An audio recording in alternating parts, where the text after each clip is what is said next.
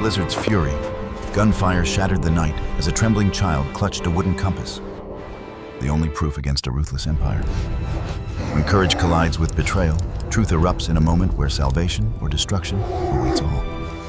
Click subscribe to the channel now to not miss the upcoming exciting episodes. The night had settled over Silver Pines like a heavy blanket, muffling every sound beneath the weight of falling snow. The town was small, nestled between thick woods and mountains, the kind of place where winters always seem to last longer than anywhere else. Tonight, however, the cold felt sharper, heavier, almost as though the air itself carried secrets waiting to be unearthed. Streetlights buzzed faintly, their glow swallowed by gusts of wind that pushed icy flakes sideways, leaving the sidewalks deserted. The town was asleep, but beneath the silence lingered a tension that didn't belong to winter. It belonged to people. Headlights cut through the curtain of snow, slicing along the narrow road that led into town. The vehicle slowed as it approached its tires, crunching over layers of ice and salt. Behind the wheel, Daniel Cross leaned forward, eyes narrowing through the windshield, trying to make sense of the familiar yet foreign streets. 2 years. That's how long it had been since he last drove into Silver Pines. 2 years since he had seen these houses, these shuttered windows, this stretch of road he once called home. The engine hummed low as Daniel pulled up in front of an old weathered house, the house that once belonged to him. The porch lights were off, and the wooden steps leading up to the door were half buried in snow. He turned the key, silencing the engine, and sat in the stillness for a moment. His reflection stared back at him from the window, tired-lined, older than he remembered. The uniform he once wore had been replaced by a heavy coat and a scarf wrapped tight around his neck. But the air of a man who had seen too much still clung to him. 2 years on assignment with special operations had hardened him further, worn down whatever warmth he had tried to hold on to. He exhaled his breath, fogging the window, and then reached for the door handle. The blast of cold that greeted him felt like a slap. He pulled his coat tighter and stepped onto the driveway, boots sinking into snow. His heart pounded in an odd rhythm, not entirely from the cold. He had told himself 100 times that this night would be simple: arrive, see his son, try to pick up what pieces he could. But the silence of the house, the way the shutters rattled against the wind, gave him pause. Something was off. Then he saw it. At first, it looked like just another drift of snow piled against the porch. But then the shape shifted, a small curl of movement in the shadows. Daniel's chest tightened. He squinted, took a careful step forward, and realized it wasn't snow at all. It was a boy. Noah. Daniel froze for half a second, disbelief locking him in place. His son, 10 years old now, was curled against the doorframe, knees drawn to his chest beneath a thin blanket that did little to fight the cold. His hair was matted from the damp air, his lips trembling as shallow breaths fogged the night. And in his hands, clutched tight as though it were the only anchor in the world, was a small wooden compass. Daniel's throat closed. He recognized it instantly. He had carved that compass himself years ago, sanded it smooth in the evenings after Noah had gone to bed. It was meant as a keepsake, a promise. He had told his boy, "This compass will always point you home no matter where you are." And now here it was, in frozen hands, the symbol of a promise Noah had clung to in his father's absence. "Noah?" Daniel's voice cracked, the boy's stirred eyelids fluttering open. It took a moment for recognition to surface. But when it did, the boy's eyes widened, filling with something Daniel couldn't quite name. Relief, fear, shock, a swirl of emotions a child should never have to bear. "Dad?" His voice was thin, barely audible over the wind. Daniel dropped to his knees, the cold biting through his jeans as he reached out, pulling the boy into his arms. Noah's body was stiff, almost resisting at first. But then he collapsed against Daniel's chest, as though his strength had finally run out. "Jesus!" "Noah, what are you doing out here?" Daniel whispered his words, trembling as he pulled the blanket tighter around his son. His hand brushed over Noah's cheeks, the skin far too cold for comfort. Panic surged in his veins. If he had arrived even an hour later. He forced the thought away. Noah clutched the compass tighter, his knuckles white. "I couldn't. Stay inside." The words were broken, jagged, carrying more weight than any child's explanation should. Daniel glanced at the door behind them. It was closed, locked from the inside, as though the warmth of the house was something Noah had been denied. His stomach turned. "Who locked you out?" he asked, trying to keep his voice steady. Noah shook his head weakly. It's not safe in there." A chill slid down Daniel's spine, one that had nothing to do with the weather. His eyes darted across the porch, the windows, the faint shadows behind the curtains. The house that once held his laughter, his arguments, his memories, it now loomed like a stranger. He pressed Noah closer, feeling the boy's heartbeat hammering against his chest. There was fear there, yes, but also trust, the kind of fragile trust that only exists when everything else has been stripped away. Daniel kissed the top of his son's head, forcing his own fear to stay buried. "All right, buddy, I'm here now. I've got you." But even as he spoke the words, his eyes locked on the compass again. The little wooden object wasn't just a keepsake anymore. It was a signal. A warning.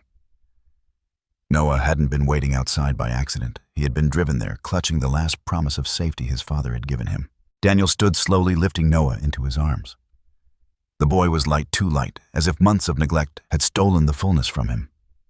His jaw tightened. Questions clawed at his mind, each one darker than the last. Why was his son locked outside in the middle of winter? Where was Rebecca? And what did Noah mean when he said it wasn't safe inside? The wind howled through the trees, carrying with it an echo Daniel couldn't ignore. Something was wrong in Silver Pines. He carried Noah to the truck, settling him into the passenger seat and wrapping him in the heavy spare coat he kept behind the seat. Noah leaned against the door, eyes half closed, still clutching the compass. Daniel brushed a hand through his son's hair, his heart torn between fury and heartbreak. For the first time in 2 years, Daniel wasn't thinking about the missions he had left behind, the scars etched into his memory, or the ghosts he couldn't shake. Tonight all of that faded. Tonight was about one thing: protecting his son. But as he turned his gaze back toward the house, shadows shifted behind the curtains again. A faint light flickered on in the back room, then off. The pit in Daniel's stomach deepened. Whatever had happened in his absence, whatever had taken root inside those walls, it had left his son out in the snow. And that, Daniel knew, was only the beginning. The night stretched around them, the silence no longer peaceful, but charged dangerous. Silver Pines was not the same town he had left, and Daniel Cross was not the same man returning. The reunion he had dreamed of was shattered, replaced by something colder, darker. And as Noah drifted into uneasy sleep beside him, Daniel gripped the steering wheel, eyes fixed on the house that once was his. The compass pointed home, but the home it pointed to had changed. The storm outside howled louder, as though warning him this was only the first crack in the surface. The deeper truth was still hidden inside, waiting to be uncovered. Daniel steadied his grip on Noah as he carried him back toward the house. The boy had fallen into a half-sleep in the truck, exhaustion outweighing fear, but Daniel couldn't leave him there. The cold would still seep through, and besides the answers he needed, the truth he had come home to face waited inside those walls. The key slid into the lock with resistance, as if the door itself were reluctant to open. When it finally gave, Daniel pushed forward, ushering his son into the entryway. The air that greeted them was colder than it should have been. No fire, no hum of the heater, no trace of warmth that marked a home still lived in. It was as though the house itself had been abandoned, stripped of life. Yet he knew someone had been here. Noah's words on the porch proved it. Daniel lowered his son onto the couch, tucking the blanket tighter around his thin frame. Noah stirred, but didn't wake, clutching the wooden compass, even in his sleep. Daniel's gaze lingered a moment, then shifted to the room itself. The silence was wrong. Rebecca should have been here. She should have been in the kitchen fussing, or upstairs, or anywhere. But every corner of the house answered with absence. A few dishes sat untouched in the sink, a coat draped over the back of a chair, but none of it felt recent. Rebecca Daniel's voice cut through the emptiness, sharp, commanding. Yet it was met with nothing but the faint creak of wood as the wind pushed against the shutters. He moved deeper inside, boots echoing on the hardwood. That's when he noticed it, the clutter along the dining table. Not toys, not homework, not the usual mess of a household. Boxes, files, envelopes. Neatly stacked, but left out in plain sight, as though someone had rifled through them in a hurry. Daniel approached, fingers brushing over the edge of a manila folder. He pulled it open, scanning quickly. Legal documents, bank statements, pages stamped with names he didn't recognize. And there, wedged between papers, were thick envelopes bulging with cash. His jaw clenched. He flipped another file, heart rate rising. Some of the papers bore official seals. Others were letters unsigned, cryptic, mentioning deadlines and shipments. None of it added up, not yet. But it spoke one thing clearly: Rebecca had been involved in something. Something that didn't belong in this house. The shrill ring of a phone shattered the stillness. Daniel spun, eyes narrowing toward the hallway. An old landline sat on the console table, its light blinking insistently. The sound felt invasive, cutting across the night with urgency. He crossed the room quickly and lifted the receiver. Silence at first. Then a voice, low, steady, calculated. "Rebecca isn't answering." Daniel's grip tightened. "Who is this?" Another pause, as though the caller was measuring him. "This line wasn't meant for you." The voice carried no accent, but every syllable was precise, deliberate. There was weight behind it, the kind of weight that came from a man used to control. "Where is she?" Daniel demanded, his tone leaving no room for evasion. The line crackled softly. Then the voice dropped to a near whisper. "Tell her. Time's running out." The call ended with a click, abrupt, leaving only static in Daniel's ear. He lowered the receiver slowly, his pulse pounding. Whoever that was, he hadn't called by accident. This wasn't a wrong number. It was a message delivered with intent. Daniel turned back toward the living room, eyes scanning the shadows now, with heightened suspicion. That's when he caught it, the faintest shift at the edge of his vision. Through the frost-coated glass of the front window, a silhouette lingered across the street. Tall, still, watching. The figure remained only a heartbeat longer before vanishing into the dark, swallowed by falling snow. But in that instant, Daniel saw enough: the angle of the shoulders, the deliberate stance. It wasn't just anyone. It was Adrian Kane. The name hit Daniel like a punch.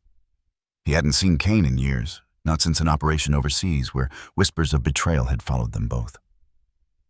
Kane was the kind of man who thrived in shadows, his reputation built on intimidation and silent deals that never ended clean. If Kane was here in Silver Pines circling his house, it wasn't coincidence. Daniel's breath clouded in the air as he stepped toward the door, instinct pulling him to confront, to demand answers. But before his hand touched the knob, a sound stopped him. A growl, low, guttural, vibrating through the floorboards. From the corner of the room, a shadow moved, then surged forward. Hunter. The Belgian Malinois had been with Daniel through tours and nights when survival depended on instincts sharper than a blade. Hunter had aged in Daniel's absence, but the fire in his eyes burned the same. He had been lying unseen near the hearth, waiting, guarding. And now his stance was rigid, ears pinned, teeth bared in the direction of the door. Daniel's pulse steadied, soldier's instinct syncing with the animal's. Hunter didn't react without cause. Something, or someone, was too close. "Easy," Daniel whispered, though his own body mirrored the tension. He placed a hand lightly on Hunter's shoulder, feeling the quiver of muscle coiled for attack. The dog's eyes never wavered from the door. His growl deepened, vibrating like a warning bell through the house. Daniel flicked the switch, killing the porch light, then stepped to the window again. Snow swirled outside, covering tracks, masking movement. But somewhere beyond the reach of his eyes, Kane was there, watching, waiting. He returned to the couch, where Noah stirred restlessly. The boy's grip on the compass had loosened, but his brow furrowed in uneasy dreams. Daniel knelt beside him, brushing back his hair, whispering softly, "You're safe. I promise." Yet the words tasted bitter, fragile. Because in the pit of his gut, Daniel knew the opposite. Safety was already compromised. He rose again, scanning the documents on the table, the envelopes, the phone still blinking faintly. Each piece was a fragment of a puzzle that Rebecca had been entangled in. And Kane's presence confirmed the stakes. This wasn't about petty debts or local disputes. This was bigger, darker. Hunter gave a sharp bark, lunging once toward the window before returning to his rigid stance. The sound cut through the silence sharp enough to make Noah jolt awake, eyes wide with fear. "Dad," Noah whispered, voice hoarse. Daniel crouched quickly, hand on his son's shoulder. "It's all right. Hunter just heard something. Go back to sleep." But Noah's gaze drifted past him toward the window, as if he too sensed the weight of the night pressing in. His lips parted, the faintest words escaping.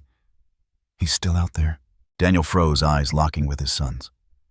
The certainty in Noah's voice wasn't guesswork. It was experience. He swallowed hard, nodding once. "I know." The storm rattled the shutters, filling the house with a hollow rhythm. Daniel stood, Hunter still tense beside him, and faced the dark window. For the first time in 2 years, he understood the battleground had shifted. No longer foreign soil, no longer missions under distant flags. The fight was here in Silver Pines, inside the house that should have been sanctuary. And Adrian Kane had already marked his presence like a shadow that couldn't be shaken. The night stretched forward, every second heavier than the last. Noah clung to the compass, Hunter braced for threat, and Daniel Cross stood in the center, father, soldier, protector, knowing that whatever had begun here was only the opening move in a game far more dangerous than he had prepared for. Noah sat curled on the couch, the blanket rising and falling with each shallow breath. The storm outside had slowed for a moment, letting the weight of silence press against the windows. In his small hands, the compass spun faintly, the needle trembling before settling north. His fingers traced the ridges of the brass, the grooves worn smooth from years of touch. Daniel lowered himself onto the coffee table across from him, arms resting on his knees, eyes fixed on the boy. He could see the tension in Noah's posture, the way he gripped the compass, not as a toy, but as if it anchored him to something solid. "You remember where that came from?" Daniel asked softly. Noah hesitated. His eyes lifted from the compass, meeting his father's gaze, with a wary mix of recognition and distance. "You gave it to me," he whispered. Daniel nodded slowly. "Yeah. You were 4. Kept trying to use it to find buried treasure in the yard." A faint smile tugged at his mouth, but it didn't last. "I wanted you to have something. Something that would always bring you back home no matter how far you wandered." Noah turned the compass in his palm, memory tugging at the edges of his mind. His voice grew quieter, almost fragile. "You told me, north always leads you back to where you belong." The words hit Daniel harder than he expected. They weren't just a child's recollection. They were proof that some part of him, despite years lost, still lived in his son's memory. He reached forward, covering Noah's small hand with his own. The compass rested between them, like a fragile truce. For a long moment, father and son sat in silence, the storm's distant moan, the only witness to a bond mending itself in careful increments. But as quickly as warmth sparked, fear intruded. Noah's face shifted, shadowed by something deeper. His fingers tightened around the compass again, and his shoulders hunched as if bracing against a weight only he could feel. "What is it?" Daniel pressed gently. Noah's lips parted, hesitation evident. His eyes darted toward the window, then back to his father. Finally, his voice cracked through the silence. "The strangers." Daniel straightened, every muscle tensing. "What strangers?" Noah shook his head, clutching the compass so tightly his knuckles whitened. "The ones who come to see Mom. They don't talk like normal people. They whisper. They give her envelopes. They—" His breath caught, and he lowered his voice to a near whimper. "They scare me." Daniel's stomach dropped. The files on the table, the phone call, the shadow of Cain, it all snapped into sharper focus. This wasn't paranoia. His son had seen it firsthand. "They ever touch you?" Daniel asked, voice edged with steel. Noah shook his head quickly, but his eyes brimmed with fear. "No. But they look at me. Like I don't belong. Like they wish I wasn't here." Daniel pulled him closer, wrapping his arms around the boy. "You do belong. Right here with me. Don't ever doubt that." The boy pressed his face into Daniel's chest. The compass still clutched tightly. Daniel's mind, though, was far from calm. Strangers, envelopes, whispered deals, and Rebecca right in the middle. Later, when Noah finally drifted back to sleep on the couch, Daniel moved to the window again. Snow fell heavier now, blanketing the street's muffling sound. But his eyes scanned every corner, searching for movement. Cain had been out there. And if Noah's words held truth, Rebecca wasn't just tangled in something dangerous, she was actively involved. Hunter paced the room restlessly, his nails clicking against the floorboards, his instincts mirroring Daniel's unease. The dog paused at the back door, ears twitching, nose pressed to the glass. Daniel crouched beside him, peering out. Across the yard, shadows played between the trees lining the fence. Nothing distinct, but enough to keep his pulse high. He grabbed his coat, pulled the hood low, and strapped on the holster he hadn't worn in years. His service pistol slid into place like it had never left his side. "Stay with him," Daniel whispered to Hunter, glancing at Noah's sleeping form. Hunter gave a low whine, but didn't move from his post. Daniel slipped out into the night, the cold air biting sharp against his skin. He moved low, careful boots, crunching softly against the snow. Instinct carried him, years of training resurfacing, without effort. Across the street, tracks marked the snow fresh. Heavy boots leading toward the back alleys of Silver Pines. Daniel followed, weaving between fences and yards, his breath clouding in the pale moonlight. The town felt deserted, every window dark, every streetlight flickering against the storm. Then he saw her. Rebecca. She stood near the edge of the old lumber yard, her coat pulled tight, a scarf hiding half her face. She moved nervously, glancing over her shoulder as if expecting eyes on her. Daniel stayed in the shadows, rage and confusion battling inside him. She was supposed to be home. She was supposed to be protecting their son. Instead, she was out here meeting someone. A figure approached from the darkness. Tall, broad-shouldered, moving with the kind of confidence that didn't belong in this small town. Even before the face came into view, Daniel knew. Adrian Kane. The sight of him brought old memories flooding back corridors thick with smoke missions gone sideways. Men lost because Kane always had another agenda. And now here he was, standing inches from Rebecca. Daniel's jaw clenched so tight it ached. He edged closer, careful to keep hidden behind stacks of rotting timber. The storm muffled sound, but fragments of their voices carried through. "You're late," Kane said, his tone calm, almost mocking. Rebecca's reply was sharp, her voice trembling at the edges. "This isn't safe. Not here. You think you have a choice?" Kane stepped closer, his shadow falling over her. "Deadlines don't wait, Rebecca. Neither do I." She pulled something from her bag, a folder thick with papers.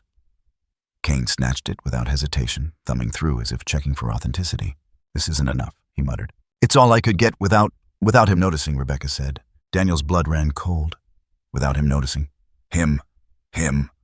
The words twisted like a knife. Kane leaned in, his voice dropping lower. "You're running out of time. If you don't deliver, the consequences won't just fall on you." His gaze shifted deliberately toward the house in the distance. Toward Noah. Rebecca's stiffened panic flickering across her features. "Leave him out of this. He has nothing to do with it." Kane smiled faintly, the kind of smile that never reached his eyes. "Everyone has something to do with it. Especially family." Daniel's fists curled tight. He wanted to storm forward, end this right here. But training held him back. Confronting Kane now without knowing the full scope would only put Rebecca, and more importantly Noah, in deeper danger. He forced himself to stay hidden, to watch, to learn. Kane tucked the folder under his arm. "Next week. You know where." Rebecca nodded reluctantly, her shoulders sagging under the weight of fear. Kane turned, disappearing into the storm as quietly as he had arrived. Rebecca lingered only a moment longer before hurrying back toward town. Her breath ragged, her hands trembling as she stuffed the scarf higher over her face. Daniel stayed frozen in the shadows, the snow stinging his skin. His mind churned, piecing together fragments, the documents, the cash, the call, Kane's threats. This wasn't random. Rebecca was entangled in something orchestrated, something precise. And it stretched far beyond Silver Pines. He followed her at a distance, careful to keep to the dark. Rebecca didn't look back, didn't notice. She moved quickly through the alleyways, disappearing into the glow of their neighborhood before slipping back inside the house. Daniel remained outside for several minutes, heart-hammering rage simmering beneath his ribs. The woman he once trusted, the woman he thought he knew, was knee-deep in dealings with a man like Adrian Kane. And Noah had been caught in the middle left to watch strangers whisper in the corners of his home. By the time Daniel re-entered, the house was still. Rebecca had gone upstairs. Noah slept uneasily on the couch, murmuring in his dreams. Hunter sat alert at his side, ears pricked, eyes following Daniel's every move, as if asking for answers he didn't yet have. Daniel pulled the compass from Noah's small hand, studied it in the dim light, then placed it gently back. The needle quivered, steadying north, as if pointing him toward something inevitable. An unease settled deep in his chest. This was no longer just about coming home. This was about uncovering a truth that had been festering beneath the surface for years. And now, with Kane circling like a vulture, the stakes had sharpened to a deadly edge. Daniel sat in the darkness, his son breathing softly behind him, the dog ever watchful, and the storm raging louder outside. The pieces were aligning whether he was ready or not. And for the first time in years, Daniel Cross understood he wasn't walking into a mystery. He was walking into a war. The snow had not stopped since dawn, and Silver Pines wore its silence like a burial shroud. Street lamps burned in narrow cones of light, haloed in drifting flakes, while most windows in the town glowed faintly golden behind drawn curtains. The town looked asleep, safe, tucked away from whatever secrets whispered in its frozen veins. But for Daniel Cross, safety had become an illusion long ago. Tonight, Silver Pines was no sanctuary. Tonight, its silence felt like a trap. He had not expected company. He had not expected a knock at the cabin door, not when he was still reeling from the shadows of finding his son outside and the disturbing traces inside Rebecca's house. But when the knock came, a rapid, urgent rhythm, his instincts flared. He gestured for Noah to stay back, one protective hand hovering near the boy's shoulder, while Hunter padded forward, hackles raised, body taut with readiness. Daniel opened the door cautiously, bracing for another threat from the past. Instead, a young woman stood there, her breath visible in sharp bursts, her wool scarf unraveling around her neck. Her eyes, sharp and unwavering, locked onto his with a kind of desperate determination. She introduced herself quickly, almost breathlessly. Emma Ward. "Reporter." I think we need to talk about Adrian Kane. Daniel didn't answer immediately. He studied her wary. Years of undercover work had taught him to measure every gesture, every flicker in the eyes. She wasn't trembling, though the cold gnawed at her. She wasn't hesitant either. Her determination radiated off her like heat in the frozen air. That alone made him pause. Noah tugged on his sleeve. "Dad, who is she?" His voice was a whisper, fragile, still edged with fear. Daniel crouched slightly, his voice low, calm, but carrying a steel warning. "Someone who says she knows about Adrian." Then to Emma, "Talk. Now. And make it worth the risk of standing on my porch." Emma stepped inside, only when Hunter allowed it. The dog circling her, sniffing, assessing. She kept her hands visible, her bag slung loosely over one shoulder. The warmth of the small cabin seeped into her fingers as she pulled off her gloves. She wasted no time. "Adrian Kane is not just some businessman. He's been on my radar for 2 years. He launders money through real estate. He imports through shell companies. But every time the authorities close in, he slips through witnesses, recant evidence, disappears, cases collapse." Her eyes flicked toward Noah, then softened. "And now I think he's using your ex-wife's house as a front, which means your son is in the middle of something very dangerous." Daniel stiffened, his jaw tightening. He had suspected as much, but hearing it from an outsider solidified the threat into something undeniable. "Why come to me?" he asked. "Why not the feds? Why not local police?" Emma hesitated only a beat. "Because I know what happens when people try to cross Kane. Files vanish. Cops go silent. He's protected. But you, Daniel, you're not on anyone's payroll. You have nothing to lose." The words stung in their accuracy. He had lost almost everything already. Almost. He glanced at Noah, who sat quietly near Hunter, running his small fingers through the dog's thick fur. The boy's shoulders were hunched, but his eyes lifted briefly toward Daniel with a glimmer of trust. That trust was fragile, barely reborn after years of distance. Daniel couldn't risk shattering it again. Noah broke the silence. "Hunter likes her." His voice was small, but in it was a kind of declaration. The dog had pressed close to Emma's tail, wagging softly now, a low rumble of approval in his chest. Hunter trained to detect lies, threats, fear. Hunter had decided she was safe. Daniel exhaled slowly, a breath he hadn't realized he was holding. For years, Hunter had been more than a partner. The dog had been his compass, his silent anchor. If Hunter trusted Emma, then maybe he could too. Still, his tone stayed sharp. "If you're lying, if this is some setup, I'm not—" Emma cut in, her voice trembling not with fear but with urgency. "Look, I've seen the transfers, I've traced the companies. Kane is building something big here, something hidden beneath this town's quiet surface. If we don't act, Noah—" Her voice faltered, the weight of the boy's presence pressing into her words. "Children don't belong in the crossfire of men like him." The cabin settled into silence again, broken only by the soft hum of the heater and the distant whistle of the wind outside. Daniel studied Emma in the firelight, her features tense, drawn, but resolute. She wasn't here to play games. Noah's hand clutched the wooden compass tighter. He whispered almost to himself, "She's telling the truth, Dad." His eyes glistened wide and uncertain, but his words carried conviction. The compass, the token of Daniel's promise, seemed to tether the boy's trust, not just in his father, but in the fragile alliance forming inside that cabin. Daniel finally nodded, though his expression remained carved from stone. "Fine. You want in? You're in. But understand this, Adrian Kane is not the kind of man you follow lightly. If you step into this, there's no stepping back."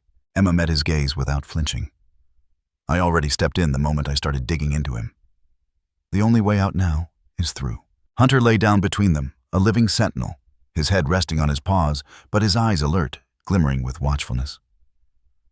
Noah leaned against his side, comforted by the familiar warmth, the steady heartbeat of the animal that had protected him more faithfully than most adults ever had. For the first time since this night, began Noah's shoulders eased, if only a fraction. The storm outside intensified, rattling the windows. The cabin became a fortress of fragile trust, its walls holding secrets, its hearth guarding the faint flicker of hope. Daniel poured coffee into chipped mugs, sliding one toward Emma. "Then start at the beginning. Everything you know about Kane. Every name, every place, every transaction. Don't leave out a damn thing." And as Emma began to unravel the tangled web of corruption and shadowed power, Daniel knew one truth with brutal clarity. The fight ahead would test not just his strength, but his bond with the boy beside him.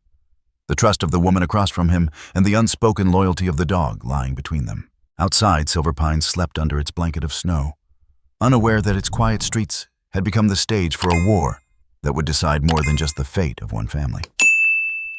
It would decide whether truth could survive the weight of silence. The storm rolled in without warning like a beast loosed from the mountains. By nightfall, Silver Pines was swallowed whole. The trees bent under the weight of snow. The wind howled like something alive, and every trace of the road vanished beneath a white shifting ocean. Daniel had seen storms in his years of working operations up north, but this one had a sharpness to it, a hostility as if nature itself had chosen sides. Inside the cabin, the walls shuddered with each gust, the old wood groaning under the pressure. The fire hissed and spat in the hearth shadows, leaping across the ceiling in restless patterns.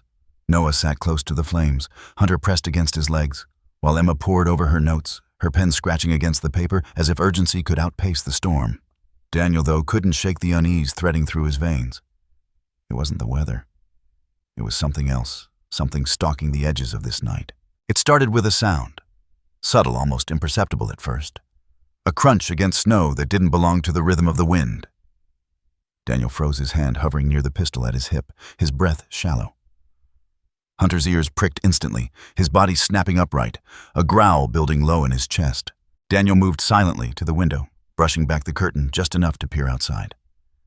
In the flurry of white, he caught movement, a figure dark and hulking, too deliberate to be a lost traveler.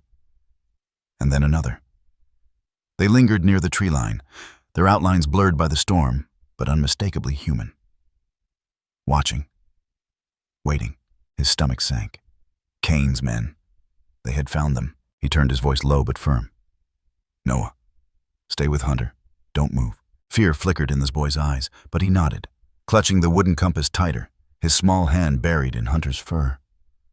The dog pressed against him protectively, muscles quivering with tension, eyes locked on the door. Emma looked up from her notes, confusion flashing into alarm as she read Daniel's expression. What is it? They're here. His voice was flat, devoid of panic, but heavy with certainty. Adrian's men. The words seemed to pull the air from the room. Emma paled, her pen slipping from her fingers. Here now. Daniel didn't answer. He was already moving, checking the weapon, chambering around, scanning the exits. Years of muscle memory kicked in. His mind shifted into combat clarity, every detail sharpening. 2 men outside, possibly more. Storm working against visibility, but also against escape. Then came the sharp rap against the side of the cabin, deliberate taunting, a signal. Hunter barked a deep feral sound that rattled the walls. Noah flinched, but didn't cry out. Instead, he buried his face in Hunter's neck, whispering to the dog as if the animal alone could anchor him. Daniel gestured sharply to Emma. Stay low. Keep the boy behind you if they breach. His voice left no room for argument. He slipped toward the back door, moving with the silent precision of the soldier he once was. But the men outside weren't amateurs. Before he reached it, the back window shattered inward, snow and glass spraying across the floor. A figure lunged through the opening, heavy boots crunching against wood. Daniel reacted on instinct. His shoulders slammed into the intruder, driving him hard against the wall. The man grunted, fumbling for a blade, but Daniel's fist cracked across his jaw, sending him sprawling. At the same time, the front door rattled violently, hinges screaming under pressure. Hunter launched forward in a blur of fur and teeth, snarling his weight, slamming into the wood just as it burst open. The second intruder stumbled inside, tall, broad eyes glinting with a predator's certainty. But his certainty faltered when Hunter hit him full force, jaws snapping toward his arm. The man cursed, swinging wildly, but the dog didn't relent, teeth sinking deep, a growl vibrating through the room. Noah down, Daniel shouted, his voice sharp as a whip crack. Emma yanked the boy lower, shielding him with her own body as chaos erupted. The first intruder recovered, lunging again, knife flashing in the firelight. Daniel sidestepped, caught his wrist, and twisted hard bone snapping with a sickening crack. The knife clattered to the floor. Daniel didn't hesitate. He slammed the man's head against the wall, and the intruder crumpled, unmoving. But the second one was stronger, fueled by rage and desperation. He kicked Hunter hard, dislodging the dog momentarily, then swung his arm, drawing a pistol from beneath his coat. The barrel lifted toward Noah. Time fractured. Daniel dove, a roar tearing from his chest. The shot went off, deafening in the small cabin, splintering wood, inches from Noah's head. Hunter lunged again, jaws clamping around the man's wrist, dragging the gun down. Daniel closed the distance in a heartbeat, slamming into the attacker, fists and fury colliding in a brutal exchange. The man fought back with ruthless precision. These weren't common thugs. They were trained. Daniel took a blow to the ribs. Felt the air rush from his lungs, but adrenaline pushed him forward. His elbow cracked into the man's temple, dazing him. Hunter yanked the gun free, tossing his head until it flew across the floor. Daniel seized the moment. He drove the attacker down, pinning him against the ground, his forearm pressing hard against his throat. The man clawed at him, struggling, but Daniel's eyes burned with something darker than rage. "You so much as look at my son again, and I'll bury you in this storm." Daniel growled, voice raw, guttural. The man's struggles weakened as oxygen fled his body. Finally, Daniel shoved him aside, unconscious, but alive for now. The cabin fell silent again, save for the howl of the storm and Noah's ragged breathing. The boy's wide eyes shimmered with terror, but he hadn't screamed, hadn't run. He clung to Hunter, who pressed against him, protective and unyielding. The dog's muzzle was flecked with blood, his chest heaving, but his eyes were calm now, steady. Emma's hands shook as she rose from shielding Noah. She stared at Daniel, her face pale. They knew. They knew where to find you. Daniel nodded grimly, wiping blood from his knuckles. Which means this isn't just a warning. This is a message? Noah whispered, voice trembling. Dad, they wanted me, not you. The words sliced through Daniel deeper than any blade could. He crouched, gripping his son's shoulders, forcing Noah to meet his eyes. They will not take you. Do you hear me? Not while I'm breathing. Noah nodded, but tears streaked his cheeks. He pressed the compass into Daniel's hand, as if to remind him of the bond, the promise. Outside, the storm screamed louder, swallowing any trace of the intruders who had come to steal the boy away. Inside, the truth had crystallized with chilling clarity. Adrian Kane's reach was ruthless. His men trained his intentions, merciless. And this was only the beginning. Daniel glanced at Emma, then at Noah, then at Hunter, blood still on his muzzle, but his eyes burning with loyalty. The storm wasn't the true danger. The true danger had a name. Adrian Kane. And if this night proved anything, it was that Kane would stop at nothing to claim what he believed was his. The storm had not relented. It raged into the following evening, blurring the line between night and day. Snow pressed against the cabin walls, howling wind rattled every window pane, and the fire in the hearth burned low, starved of oxygen. The air inside felt thick, charged not only from the storm outside, but from the tension festering within. Daniel stood by the window, his knuckles raw from the fight hours earlier, his ribs bruised and aching. He hadn't slept. His body was exhausted, but his mind ran restless, cycling through strategy and suspicion. He knew Adrian wouldn't stop. Two men sent into a storm like this weren't meant to succeed. They were meant to test, to probe, to rattle his defenses. The real assault hadn't yet begun. Noah sat curled beside Hunter on the rug, eyes heavy but unwilling to close. The boy kept stroking the dog's fur as if each movement tethered him to safety. Hunter, alert but calm, stayed close, his presence more reassuring than anything Daniel could say. Emma had fallen asleep at the table, her notes scattered, her pen still clutched between her fingers. Even in sleep, her body seemed braced for chaos.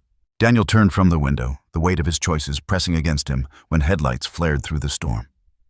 His chest tightened instantly. No one should have been able to navigate the roads in this weather, not unless they had a reason strong enough to risk it. He reached for his weapon, motioning for Noah to stay down. Hunter stirred, growling low, his gaze locked on the door. The sound of an engine cut off outside. Then a car door slammed. Moments later, 3 sharp knocks broke the cabin's fragile stillness. Emma stirred awake, blinking into confusion. Who? Daniel raised his hand, silencing her. He moved slowly toward the door, heart hammering, every sense alive. He eased the door open, a crack, weapon raised. Snow swirled in, clinging to the figure standing there. Rebecca. Her hair was damp with melted snow. Her cheeks pale, lips trembling from cold, but her eyes, those same eyes Daniel had once memorized, burned with something sharper than the storm, fear, and desperation. Daniel, she whispered, her voice hoarse, almost breaking. We need to talk. The gun in his hand didn't lower. His jaw clenched, years of betrayal pressing forward in that one moment. You have no right to be here. Please, she begged, stepping into the threshold. It's not what you think.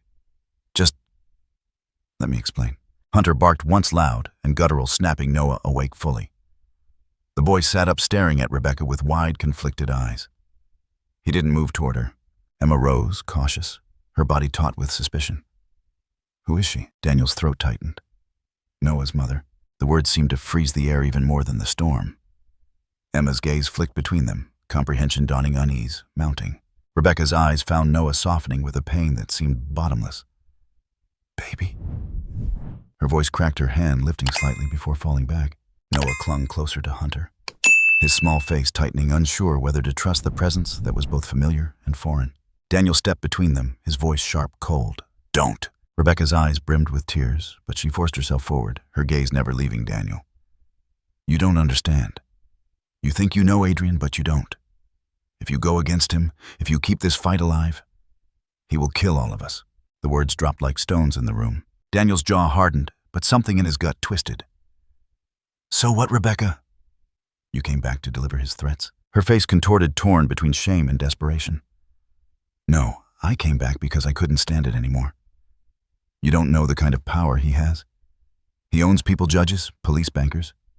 There's no escape. The moment you defy him, he marks you. And then..." Her voice faltered. She glanced at Noah, her throat closing, tears breaking free. "Then he destroys everything you love." Daniel's grip on his gun tightened, his breath shallow. "You let him own you." Rebecca flinched at the accusation, but she didn't deny it. "I didn't have a choice. You left Daniel. You disappeared. Do you have any idea what it was like raising Noah under Adrian's shadow?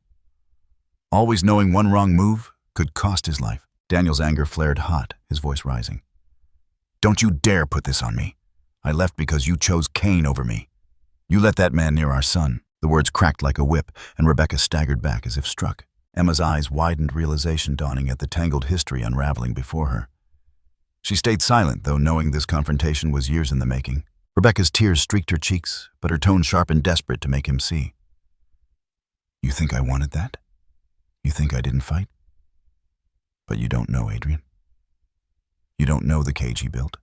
Every door locked, every escape sealed. I thought I could outsmart him, thought I could protect Noah quietly.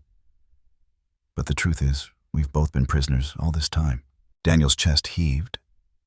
For a fleeting second, he saw it, the Rebecca he once loved. The woman who had laughed with him under starlit skies, who had once believed they could build something untouched by the world's cruelty. Now, though she stood before him, fractured, bruised by choices and chains he hadn't seen until now. But the betrayal still burned too deeply. "You had a choice," he said, voice low, cold as the storm outside. "And you chose him." Rebecca's face crumpled, shame clawing through her features. "I chose survival.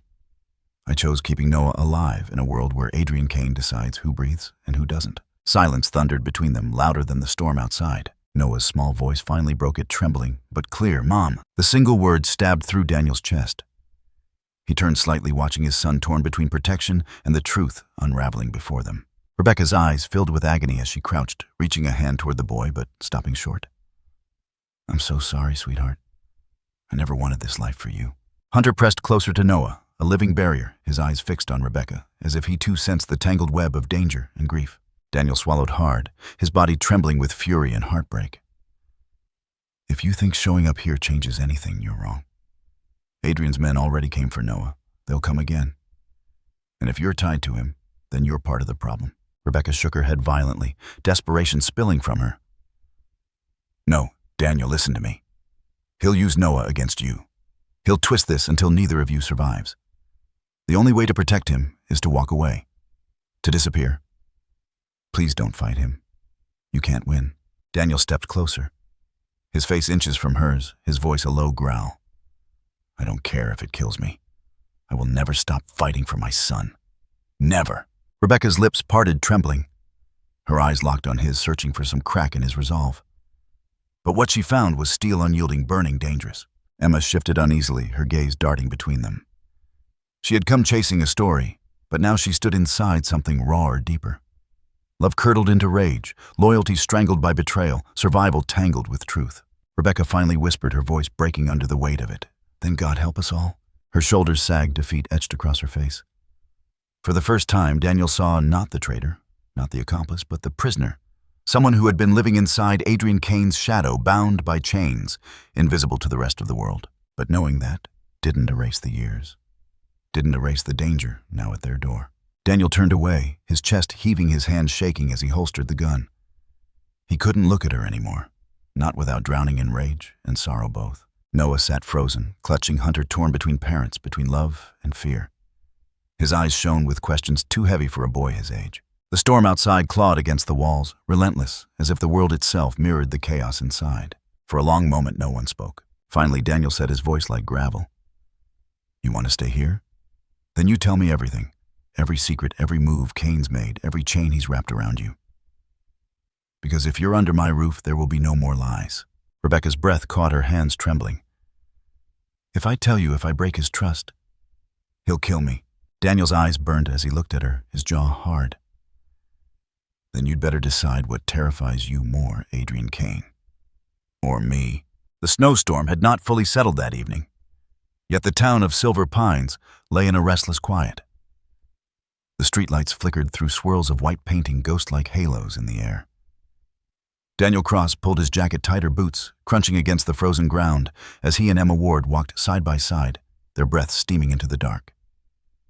Between them, silence carried 1,000 unspoken questions about Rebecca, about Adrian Kane, about what they were both stepping into. Hunter padded along ahead, ears pricked, nose twitching, his body taut with the kind of awareness only a trained service dog could have. They had followed fragments of whispers, rumors Emma had collected from reluctant townsfolk, cryptic records that surfaced briefly before vanishing again. Every sign pointed to the outskirts of Silver Pines, to a warehouse abandoned long before Daniel ever left on his special assignment 2 years ago. It used to be a lumber storage facility. Now it was rumored to be something else entirely, a vault for secrets too dangerous to leave unguarded. Daniel's hand hovered near the holster on his hip. He hadn't worn the badge in years, but his instincts hadn't dulled. His body remembered every lesson, every ambush survived, every chase that ended with bruises and blood. As they neared the looming shadow of the warehouse, Daniel felt it again, that creeping sense of the past colliding violently with the present. Emma's voice broke the quiet. "This is it. People told me trucks roll in at odd hours. No records, no shipments filed. It's off the books." Her voice carried both excitement and fear, the tremor of someone too young to be so far inside the jaws of something this dangerous. Daniel nodded, studying the locked gate. Beyond it, the corrugated metal walls stretched high windows, blacked out no light, but the faint orange glow leaking through a seam near the roof. "If Adrian's got anything worth hiding," Daniel muttered, "this is where it lives." Hunter suddenly froze, his low growl vibrating in the air. Daniel crouched his hand, brushing the dog's fur, feeling the tension beneath it. "He smells something," Daniel whispered. He didn't need to explain further. Emma swallowed hard, her penlight shaking slightly as she tried to peer through the cracks in the gate. They climbed over carefully, boots scraping against metal. Once inside, the wind quieted. The warehouse loomed like a beast holding its breath. Every step echoed crunching faint ice crystals beneath their soles. Hunter moved first, nose brushing the airtail stiff. Inside, rows of crates stretched into the darkness. Some bore faded shipping labels, others had been scrubbed clean. Emma pulled a notebook from her coat, scribbling frantic notes, even as her eyes darted nervously around. Daniel moved slower, sharper, his gaze scanning every shadow. Then came the sound. A metallic clang, voices low, hurried sharp. Daniel grabbed Emma's arm, pulling her into the cover of a stack of crates. Hunter pressed against his side, silent, but tense. Through the gaps, Daniel saw them, 2 men in heavy coats, flashlights sweeping the floor as they dragged a duffel bag across the concrete. The faint clink of glass echoed. The way they handled the bag, it wasn't lumber. It wasn't tools. It was product. Contraband. Emma's eyes widened, her breath caught. Daniel's jaw tightened. He could see now beyond the men, a table cluttered with documents, stacks of envelopes bulging with cash. And on the far wall, maps pinned up, red strings stretched across photographs. Adrian Kane's network drawn like veins across the town. But then another sound. Softer, closer. Daniel's heart dropped. He turned. And there, just at the far end of the row, he saw a small figure moving Noah. The boy had followed. Somehow, silently, he had slipped from the house, clutching his blanket against the storm, determined to stay near his father no matter how dangerous the path became. His eyes were wide, taking in everything. The crates, the strangers, the forbidden. Daniel's throat tightened. He wanted to call out to command him to leave, but any sound would expose them all. Noah crept forward, inching closer to the table. He didn't fully understand, but he knew enough to recognize danger. The words he'd overheard from Rebecca, the strange men visiting their home. The tone of Adrian's voice, all of it connected here. His tiny hand reached into his pocket, fingers gripping the wooden compass his father had carved for him years ago. The smooth edges gave him courage, a tether to something safe. But courage is fragile in the presence of wolves. As Noah leaned too close, the compass slipped from his grasp. It clattered softly against the concrete. The sound was small, yet in the silence of that cavernous space, it was thunder. The two men froze. Their flashlights swung. One beam caught the gleam of wood rolling gently across the floor. Daniel's heart slammed in his chest. He pushed Emma back into cover, signaling Hunter to stay low. His entire body coiled, ready to spring if Noah was spotted. One of the men stepped forward, his boot crushing the compass, then pausing as he bent to pick it up. He turned it in his hands, confusion flickering in his expression. "What the hell is this?" he muttered. The other man shrugged. "Kid's toy. Means someone's here." His voice carried suspicion thick and sharp. Daniel pressed his lips together, rage boiling. That compass wasn't just a toy, it was the symbol of every promise he'd ever made to Noah. To see it handled like evidence, like a disposable object, made his fists clench. Emma's hand gripped his arm silently, pleading for patience. She knew one rash move could end all of them. Noah's body shook as he pressed himself against a crate, praying he could disappear into the shadows. He could hear his own heartbeat louder than the storm outside. The man pocketed the compass. "We'll tell Kane about this," he said. "Could be nothing. Could be someone poking around." They dragged the duffel bag onto the table, unzipped it halfway. Bundles of cash. Glass vials filled with liquid that caught the light. Illegal pharmaceuticals. Evidence of a machine running beneath the skin of silver pines. Daniel's mind raced. He couldn't let Noah be discovered. He couldn't let Emma be caught. He couldn't let this moment slip without carving it into something that could bury Adrian Kane forever. When the men turned their backs, Daniel gestured sharply. He mouthed one word to Noah: "Run." The boy's eyes widened, fear and trust colliding. Then he crawled backward inch by inch until he slipped behind another row of crates. Hunter padded silently after him, guarding each step. Emma scribbled frantically, sketching the layout, the evidence, the faces. Her pen shook, but her eyes burned with fire. She wasn't just recording facts, she was capturing truth with the urgency of survival. The storm outside howled against the thin walls, but inside the warehouse, a deeper storm brewed. Daniel knew this was only the beginning. The compass was gone. Adrian's men now had a breadcrumb leading straight back to them. And Noah, no matter how careful, was already entangled in the web. Daniel exhaled long and slow, his breath ghosting in the cold air. This wasn't just about survival anymore. It was about reclaiming what was stolen: his family, his town, his son's innocence. And in the palm of a criminal's hand lay the wooden compass, silent, but damning the thread that would tie everything together when the time came. The scene stretched taut. Every sound amplified: the shifting crates, the shuffle of boots, the echo of Adrian's empire breathing inside the shadows. Daniel closed his eyes for a moment, listening, memorizing, planning.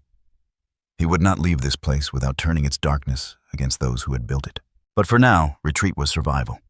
Silence was a weapon, and patience would be the blade. When they finally slipped back into the snow, Daniel's hand rested briefly on Noah's shoulder. The boy's eyes brimmed with tears, but behind them flickered something new. Not just fear, not just trauma, but courage, a small flame ignited by the presence of his father, his dog, and the faint promise that even in the bleakest storm, someone was willing to fight for him. The warehouse behind them groaned like a sleeping beast, and in a stranger's pocket, a compass waited, wooden fragile, carved by love. Its absence marking the start of a war Daniel Cross could no longer avoid. The second night of the storm pressed down on the mountains like a clenched fist. Snow drove against the windows in furious waves, each gust rattling the cabin's wooden frame, as if the wind itself wanted to tear inside.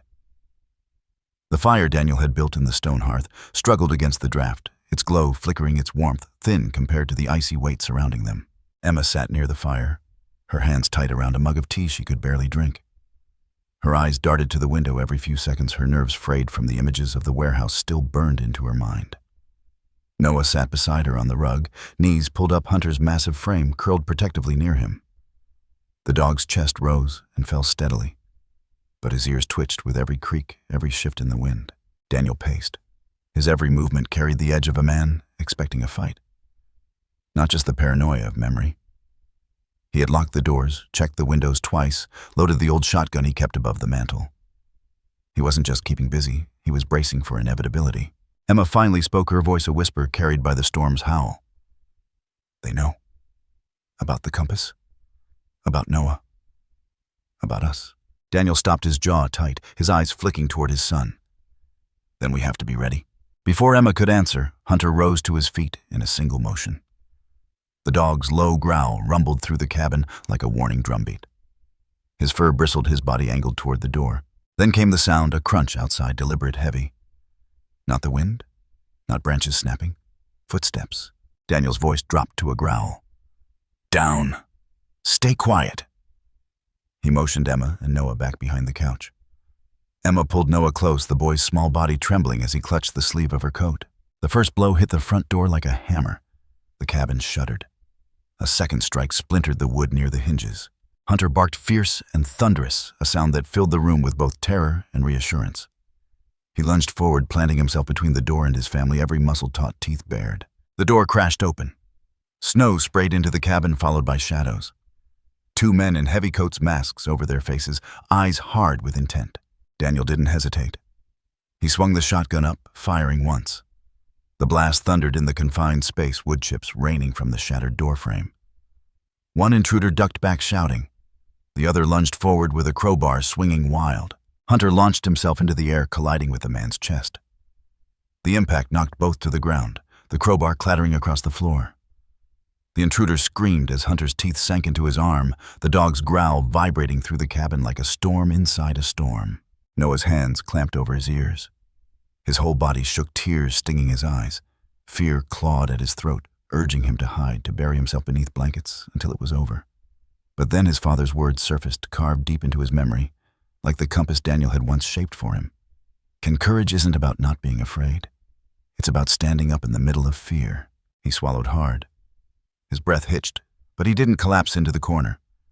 Instead, his wide eyes locked on his father. Daniel fought with raw precision, his body moving in sharp bursts, blocking, striking, firing again. Every motion screamed of a man carrying the weight of protecting not just himself, but the fragile lives behind him. Emma clutched Noah's shoulders, whispering prayers she wasn't sure she believed. She could feel the boy's pulse racing beneath her fingers, but she could also see something changing in him, a spark that refused to drown in terror. Another intruder burst through the back window glass, shattering into deadly shards. Daniel spun too slow to stop the man before he lunged with a knife. The blade flashed in the dim light, aimed straight for Daniel's side.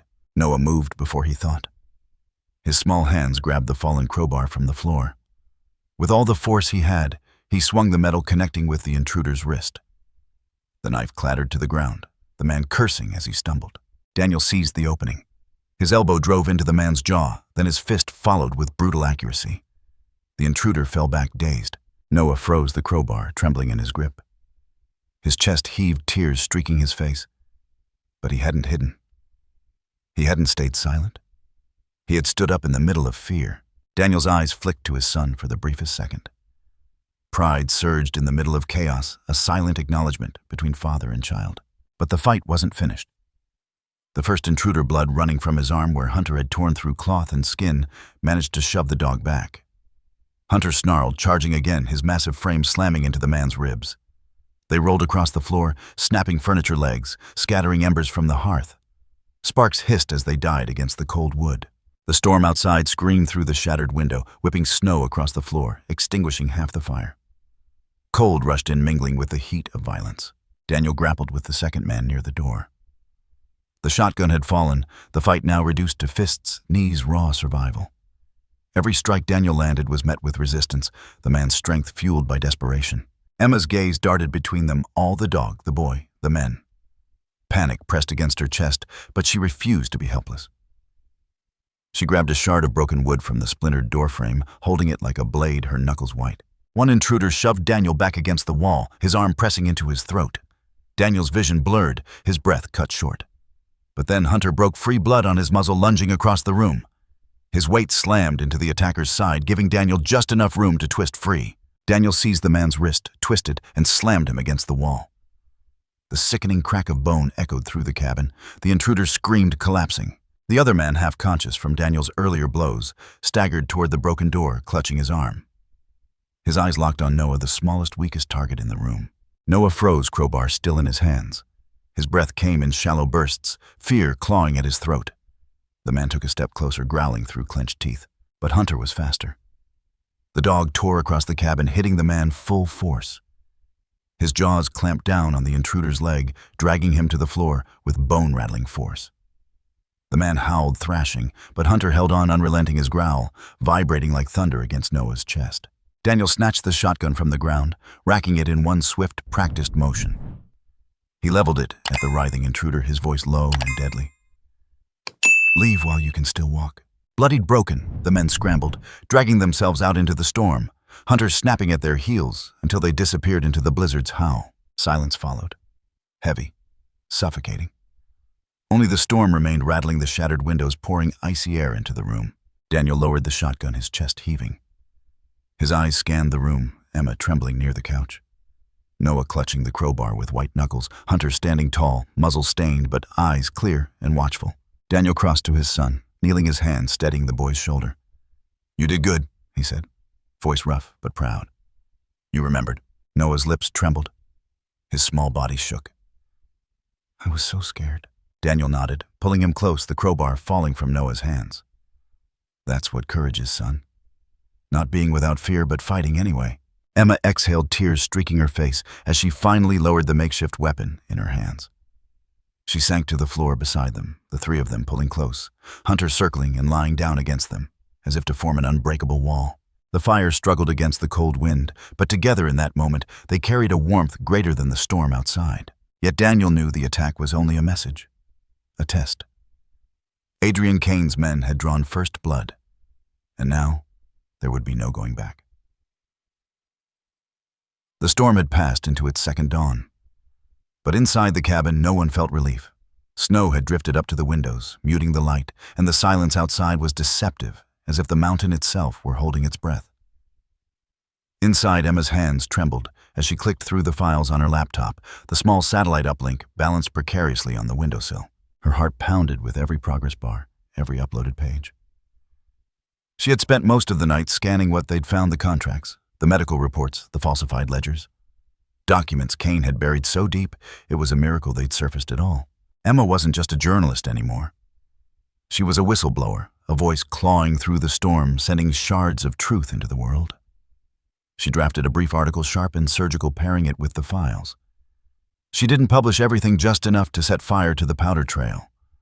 Enough to prove Kane's company had poisoned communities for profit. Enough to make people look closer. Her finger hovered over the key.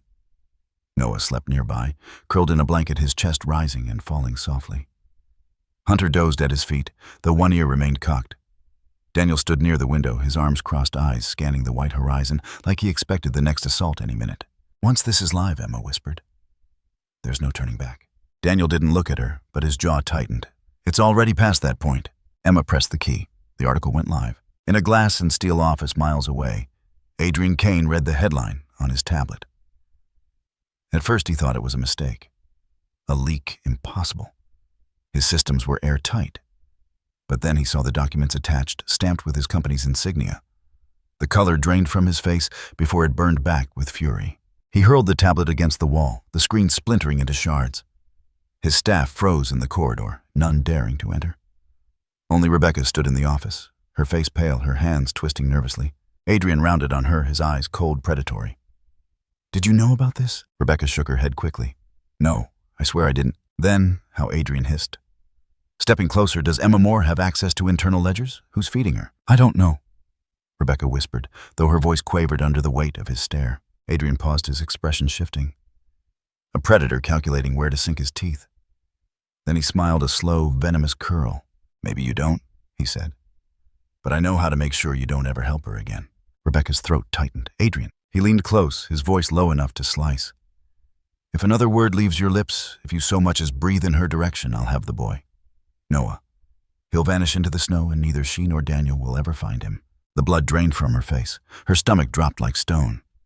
Adrian's words weren't empty threats. He had men who followed orders without hesitation. She had seen what became of those who crossed him. Rebecca forced herself to nod, though bile rose in her throat. "I'll stay silent." "Good girl," Adrian sneered. He adjusted his tie as if the conversation had been nothing more than a business deal. "Now get out of my sight before I change my mind." Rebecca staggered from the room, her heart pounding. She could barely breathe. Her conscience screamed at her, But the image of Noah, small, fragile, caught in Adrian's claws, burned hotter than guilt. Fear wrapped around her neck like a noose. Back in the cabin, Emma refreshed the page, obsessively, watching numbers climb as readers poured in. Comments exploded beneath the article, some furious, some skeptical, all hungry. She should have felt victory. Instead, her stomach knotted tighter. She knew Adrian's response would be swift and merciless. Daniel saw it too. His movements were sharper, restless. He cleaned his shotgun 3 times, checked the locks again, kept Hunter close. But inside, another war raged. That night, after Noah had drifted into sleep again, Daniel sat near the darkened fire. Emma worked quietly at the table, but Daniel's silence pulled her attention. "You haven't said a word in hours," she murmured. Daniel's gaze stayed fixed on the shadows crawling along the log walls. "Because I can't stop thinking about what comes next." Emma leaned closer, her voice soft. "We exposed him. People will pay attention. That's what matters." Daniel turned sharply, his eyes storm dark. "What matters is Noah, and Adrian knows it. He'll use him. He already tried to kill us once. What happens next time?" Emma swallowed hard. "So what, Daniel? We back down. Let him keep poisoning people, destroying families, killing anyone who gets too close." Daniel's fists clenched. "I don't care about families out there. I care about mine. My son." His voice cracked on the last word, the weight of it shattering his composure. Emma stared at him, her own chest aching. She wanted to argue, but the raw truth in his eyes stopped her. Daniel leaned forward, burying his face in his hands. "I promised Noah I'd keep him safe. I've already failed once. His mother. I can't." His shoulders shook, rage and grief colliding until he could barely breathe. "If I fight Cain, Noah becomes the target. If I don't, Cain wins anyway. What choice does that leave me?" The silence after his words was thick, broken only by the moan of wind against the cabin walls. Emma's throat burned, but she forced herself to speak. "You think keeping Noah safe means hiding," she said quietly. "But the longer Cain lives untouchable, the longer Noah lives in danger anyway. You can't cage him in fear forever. He'll grow up knowing his father let monsters win." Daniel lifted his head, his eyes wet but blazing. "And if fighting means he grows up without a father at all?" The question hung between them like a knife. Emma wanted to reach for him, to tell him there was a way to win both battles, but she had no certainty to give. All she had was faith, and she wasn't sure Daniel had any left. Hunter stirred, sensing the weight of the moment, his head resting on Daniel's knee. The touch grounded him, but the storm inside didn't fade. Rebecca, miles away, sat alone in her car outside Cain's tower. Her hands shook on the steering wheel, her breath fogging the glass. She had said nothing in the meeting. She had nodded, obeyed. But the image of Noah's face, his small voice saying thank you the last time she'd seen him, it haunted her. She wanted to warn Emma, to tell her the danger was closer than she realized. But Adrian's threat echoed in her skull. "He'll vanish into the snow." Her phone buzzed. A message from Cain.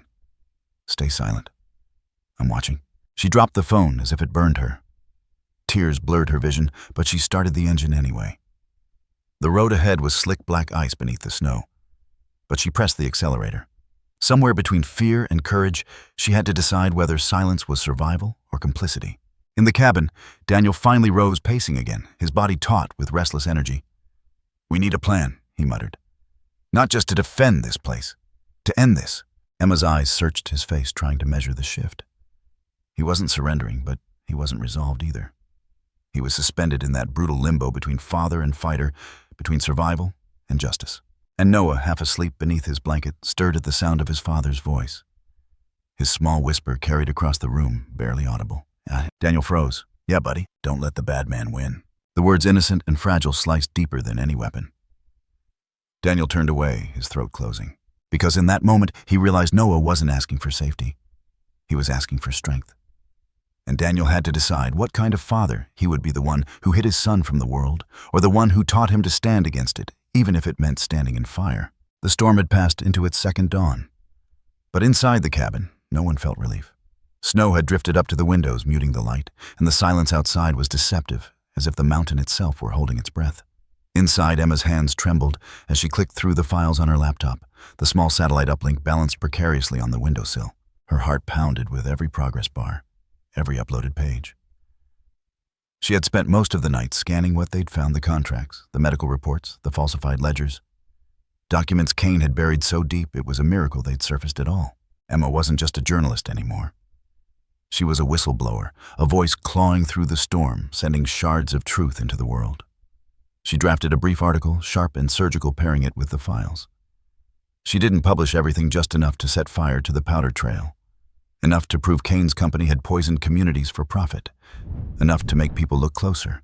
Her finger hovered over the key. Noah slept nearby, curled in a blanket, his chest rising and falling softly.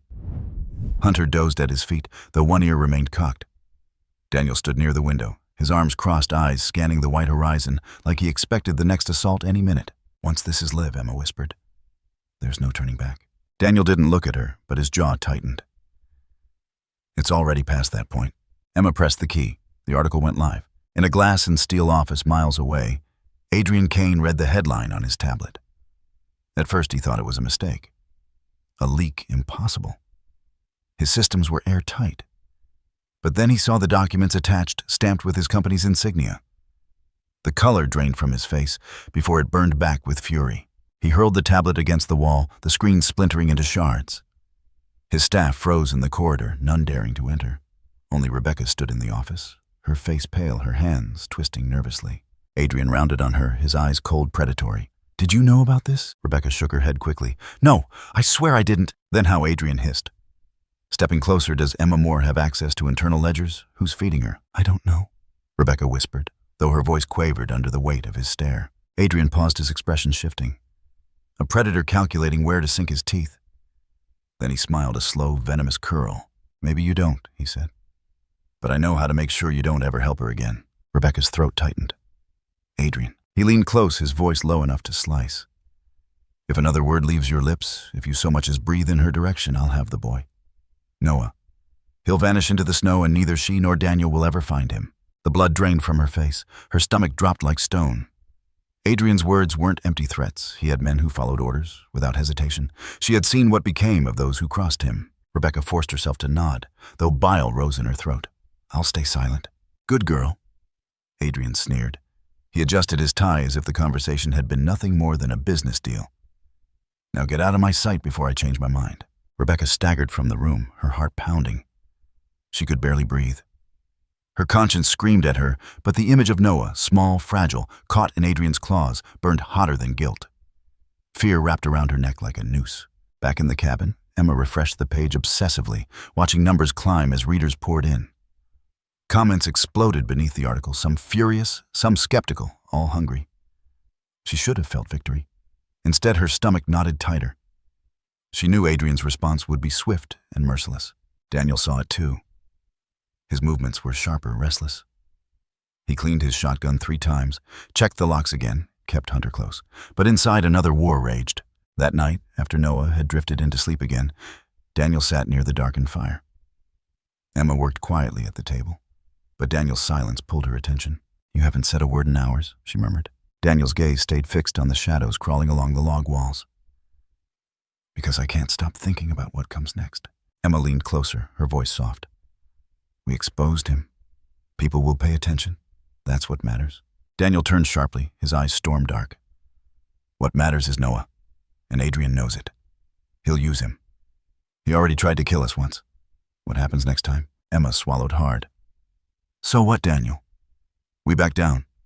Let him keep poisoning people, destroying families, killing anyone who gets too close." Daniel's fists clenched. "I don't care about families out there. I care about mine. My son." His voice cracked on the last word, the weight of it shattering his composure. Emma stared at him, her own chest aching. She wanted to argue, but the raw truth in his eyes stopped her. Daniel leaned forward, burying his face in his hands. "I promised Noah I'd keep him safe. I've already failed once. His mother. I can't." His shoulders shook, rage and grief colliding until he could barely breathe. "If I fight Kane, Noah becomes the target.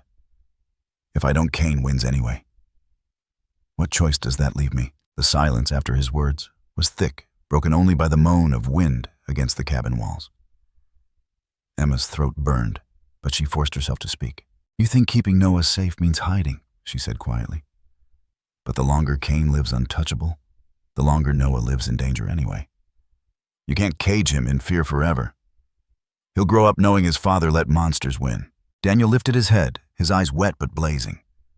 And if fighting means he grows up without a father at all? The question hung between them like a knife. Emma wanted to reach for him, to tell him there was a way to win both battles, but she had no certainty to give. All she had was faith, and she wasn't sure Daniel had any left. Hunter stirred, sensing the weight of the moment, his head resting on Daniel's knee. The touch grounded him, but the storm inside didn't fade. Rebecca, miles away, sat alone in her car outside Kane's tower. Her hands shook on the steering wheel, her breath fogging the glass. She had said nothing in the meeting. She had nodded, obeyed. But the image of Noah's face, his small voice saying thank you the last time she'd seen him, it haunted her. She wanted to warn Emma, to tell her the danger was closer than she realized.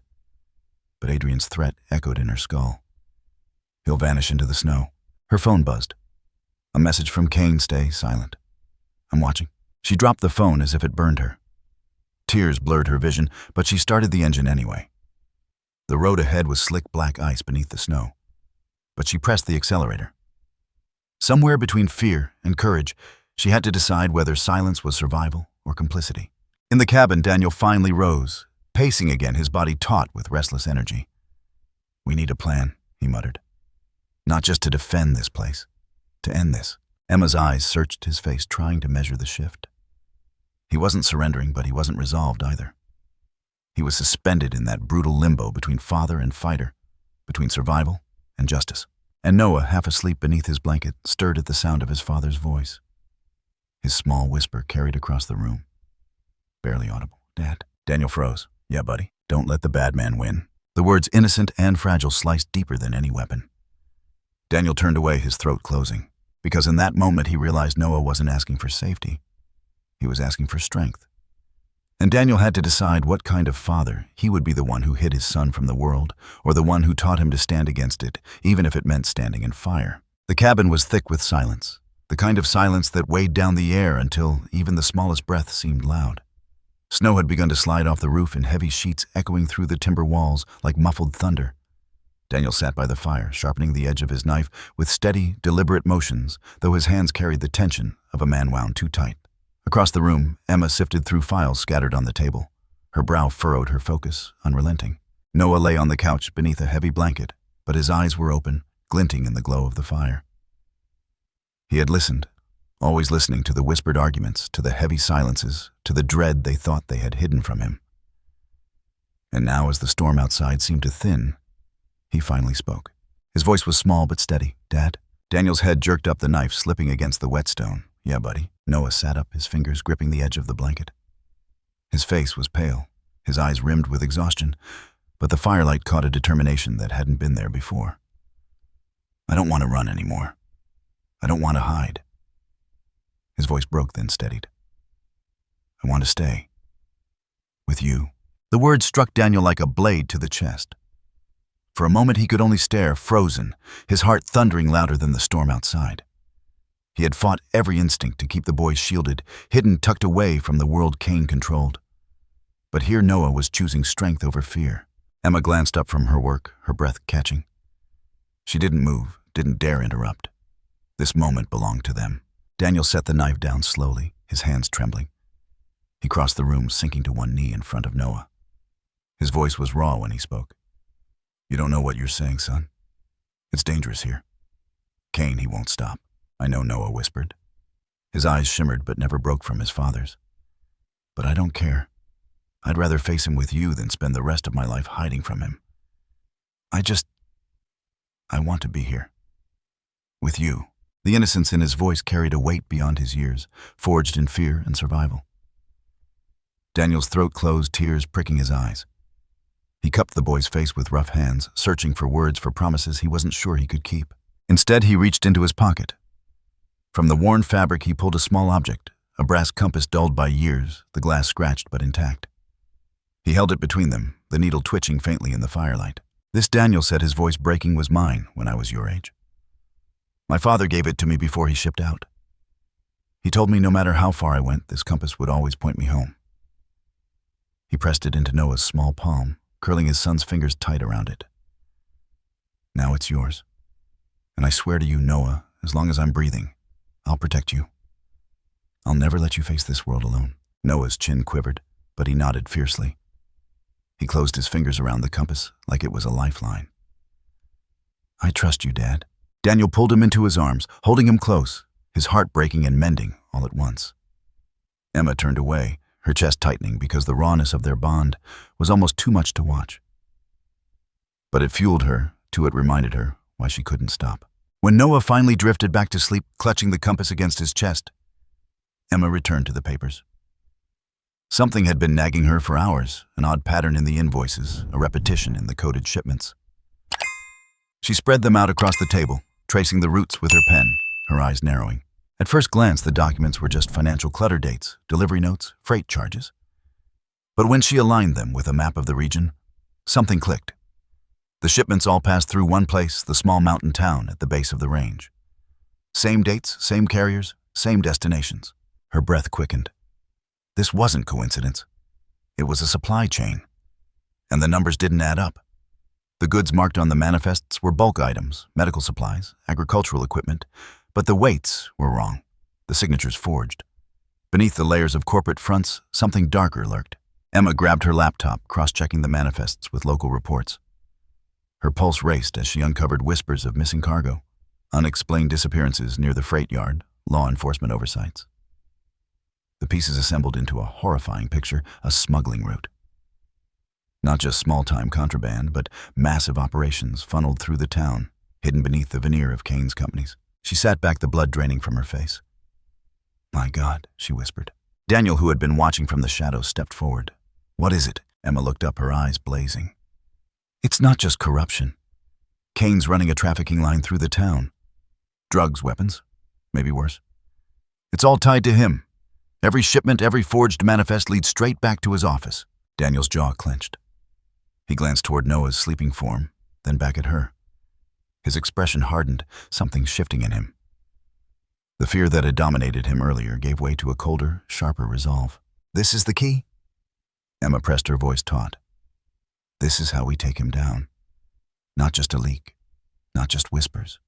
If we trace this, if we expose it, he won't be able to hide behind lawyers and shareholders. This is organized crime. Federal charges, there's no walking away from it." Daniel paced, his fists flexing. "But it means going into town, into his backyard." Emma nodded. "Yes, and it means getting proof. The manifests aren't enough. We need photos, eyewitness accounts, maybe even physical evidence. Something that ties him directly." The air in the cabin thickened. The shift was palpable. The story was no longer about survival. It was about war. Daniel ran a hand through his hair, his voice low. "Then we stop hiding. We hit him where it hurts." He glanced at Noah, asleep with the compass clutched to his chest. His decision hardened in that instant. If he wants to come for us, fine. But we're not just waiting anymore. Hunter, lying near the door, lifted his head, sensing the charge in the room. The dog's ears perked, eyes alert, as if readying himself too. Emma packed the documents back into her bag, her movements swift, precise. Her voice carried a fierce edge now. "Tomorrow we go down into that town. We find the yard, we document everything, and then we make sure the world sees it." Daniel strapped the knife back into its sheath. His body coiled like a soldier before battle. For the first time, he wasn't running. He was preparing. The fire crackled louder, the shadows on the wall stretching long and sharp. The storm outside thinned, the first fragile rays of moonlight cutting through the clouds. But inside, the storm was just beginning. Noah stirred in his sleep, whispering words only half formed. Daniel bent to listen, his chest tightening as he caught the faintest phrase, "Don't let the bad man win." Daniel's hand hovered over his son's hair, his voice steady now, stronger than it had been in years. "I won't, son. Not anymore." The compass gleamed faintly in Noah's hand, its needle pointing true even in the heart of the storm. And in that cabin, with evidence spread like weapons and resolve forged in fire, the war against Adrian Kane shifted from defense to offense. The next chapter would not be about running. It would be about striking back. The mountain had gone still. But every breath, every heartbeat inside the cabin pulsed with one truth: the fight had begun. The storm had not relented, though. By the time Daniel and Emma approached the town's edge, its howl felt less like weather and more like an omen. Snow slashed sideways across the windshield of the old truck, every gust threatening to shove them off the narrow ice-slick road. In the back seat, Noah clutched the compass against his chest like a talisman, his knuckles white. Beside him, Hunter lay poised, his head raised, amber eyes locked forward with an uncanny instinct that seemed to sense danger long before it arrived. The warehouse loomed at the outskirts of town, its corrugated steel walls almost indistinguishable from the night itself. Dim floodlights struggled against the blizzard, their beams fractured by sheets of snow. Trucks sat idling in the lot, exhaust fumes vanishing into the storm, men moving between them with the mechanical precision of soldiers. Daniel cut the engine and let the silence settle. His breath steamed in the cold as he turned to Emma. "This is it." His voice carried none of the tremor of fear he had known for so long. Now it was steel. Emma nodded, slipping the strap of her satchel over her shoulder. Inside were the forged manifests, the files, the evidence they'd collected. But what they needed tonight, the irrefutable proof, was locked somewhere inside those steel walls. Hunter gave a low growl, sensing the tension in his pack. Daniel placed a steadying hand on the dog's thick fur. "Easy, boy. We'll need you." From the back seat, Noah leaned forward, his small voice nearly swallowed by the storm. "Be careful." Daniel met his son's gaze in the rearview mirror. He wanted to tell him it would be fine, to promise him safety the way a father should. But promises were fragile things, and tonight the truth mattered more. "Stay down. Don't move until I say. Do you understand?" Noah nodded, though his lip quivered. His fingers tightened around the compass. The storm roared as Daniel and Emma slipped into the darkness, Hunter gliding at their side like a shadow. They moved across the lot, crouching low, every crunch of snow under their boots, masked by the wind. The warehouse door was guarded, two men hunched against the cold rifles slung lazily across their shoulders. Emma's eyes darted to Daniel. He gave a single nod, then motioned Hunter forward. The dog crept low, silent as death, until he was within striking distance. Then with a sudden surge, Hunter leapt, jaws clamping down on the wrist of the first guard before the man could raise his weapon. He screamed, the sound muffled by the storm, as Daniel rushed the second guard, slamming the butt of his rifle into the man's skull. Both dropped into the snow. "Move!" Daniel hissed, dragging Emma through the open doorway. Inside, the air was thick with diesel fumes and cold metal. Crates towered high, labeled with falsified company logos. Forklifts sat abandoned, their yellow paint dulled by grime. But what caught Emma's eye was the office at the far end, the kind of place where ledgers, hard drives, and the truth were kept. They hurried across the cavernous floor shadows, their only cover. But the storm outside betrayed them. The door slammed shut with a bang that echoed like gunfire. Voices rose, boots pounded, and then the first shot split the silence. Daniel dove behind a stack of crates, pulling Emma down with him as splinters flew. Bullets cracked against steel, ricocheting with teeth-grinding screeches. Hunter barked, teeth-bared muscles taut as he waited for Daniel's signal. "Two on the catwalk," Emma shouted, pointing upward. Daniel swung out his rifle, bucking against his shoulder. One guard dropped, the other ducked back behind a railing. Another burst of fire erupted from the shadows, pinning them in. The air smelled of gunpowder, now sharp and acrid. The storm outside had become a backdrop of muted thunder, every flash of lightning throwing their enemies into sharp silhouette. "Cover me," Daniel barked. He sprinted across the open floor, bullets chasing him, sparks flying as rounds struck metal. He slid behind a forklift, firing back the recoil, jolting his arms. Emma pulled a small pistol from her coat, her breaths sharp and controlled. She fired at the shadows above, buying Daniel precious seconds. Her hands trembled, but her aim held steady, her determination fiercer than her fear. Hunter sprang forward, a blur of fur and muscle, tackling a man who'd broken cover with his weapon raised. The two crashed to the floor, Hunter's growl vibrating through the steel walls. The man screamed, his rifle skittering across the concrete, silenced by the dog's relentless force. But then it came, the crack of a rifle from the catwalk, a single shot slicing the air. Daniel turned too late. The bullet whistled toward him. Hunter moved first. The dog launched himself across the floor, colliding with Daniel mid-motion. The bullet struck, but instead of tearing through Daniel's chest, it ripped across his shoulder, the impact spinning him into the forklift. Pain seared through him like fire. He gritted his teeth, clutching the wound as blood blossomed against his coat.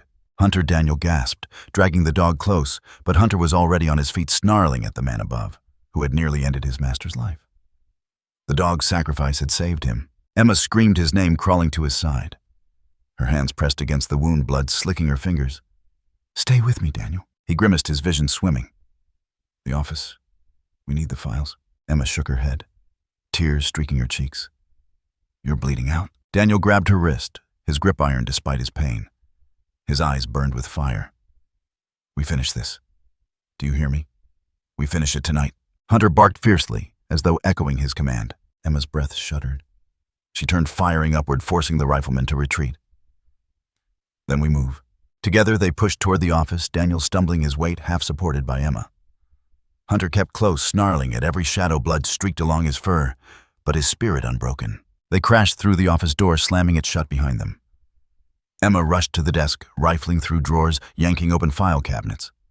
Hard drives, ledgers, sealed envelopes, they were all here. Proof of Kane's empire, tangible evidence that could not be silenced. She stuffed everything into her satchel, her hands frantic. "This is it," she cried. But Daniel collapsed against the desk, his breathing ragged. His hand pressed against the bleeding wound, crimson soaking through his shirt. His face had gone ashen, his eyes unfocused. Emma dropped beside him. "Stay with me, damn it." Outside the door, the gunfight raged, bullets rattling the walls. Noah, from the cab of the truck, had slipped free, unable to stay behind any longer. He crept through the storm, his small frame nearly invisible against the snow. He reached the cracked warehouse window, his breath fogging the glass, and what he saw changed him forever. His father, pale and broken, fighting to stay upright. Emma kneeling beside him, her hands soaked in blood. Hunter, battered but defiant, guarding them with his very life. Noah's chest tightened until he could barely breathe. Fear screamed at him to run, to hide, to wait for the safety of others. But something inside him broke open instead. He pressed the compass harder into his palm, its cold metal biting into his skin. His father had sworn to protect him. Now it was Noah's turn to protect them. His small hand clenched into a fist, and courage, raw, unshaped, unstoppable, ignited in his chest. The boy who had spent his life running no longer wanted to flee. He wanted to fight. And as the storm howled outside, the child stepped away from the window, his shadow stretching long against the snow. The battle for survival had become something more. It was no longer just Daniel's fight or Emma's. It was Noah's too. And in his eyes burned a fire that would not go out. The sentence came down like a hammer against stone. All charges against Adrian Kane guilty. The judge's voice resounded each word, etching itself into the silence that followed. It was not just a verdict. It was a reckoning. For the first time in years, the walls of that courtroom of this town seemed to breathe again. Adrian sat slumped, a shell of the predator he had been. His face twisted with disbelief, anger, and a fear he could no longer mask. Shackles of steel clicked shut around his wrists. The empire he had built on shadows and blood had finally collapsed in the light of truth. Gasps rippled through the chamber. Then a swell of murmurs, and finally, the release of pent-up emotion. Some wept quietly, others clenched their fists in relief. Emma exhaled a breath she didn't realize she had been holding for months. For her, it wasn't triumph, it was survival, vindication, and the beginning of something far greater than justice on paper. Rebecca, seated in the witness box, kept her head bowed. She had been both accomplice and prisoner, tied to Adrian's schemes for far too long. The weight of her testimony had helped bring him down, but she knew it was not absolution.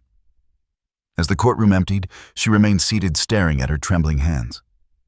When Emma approached her, there was no malice in her eyes, only a somber understanding. "You did the right thing," Emma said softly. Rebecca shook her head. "I did it too late. I let him use me. I let him destroy so many lives."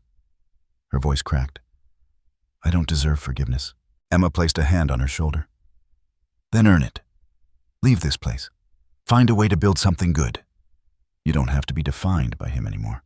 Rebecca's eyes glistened. She nodded a silent promise to herself more than anyone else. Without fanfare, without seeking pity, she walked out of the courthouse and disappeared into the cold air. She would carry her guilt, but she would also carry a chance to change. Time moved differently after the trial. For months, chaos had been the rhythm of their lives. Gunshots, threats, betrayal. Now silence felt strange, almost foreign. But silence also meant safety. Daniel's recovery was slow but steady. His body bore scars that would never fade.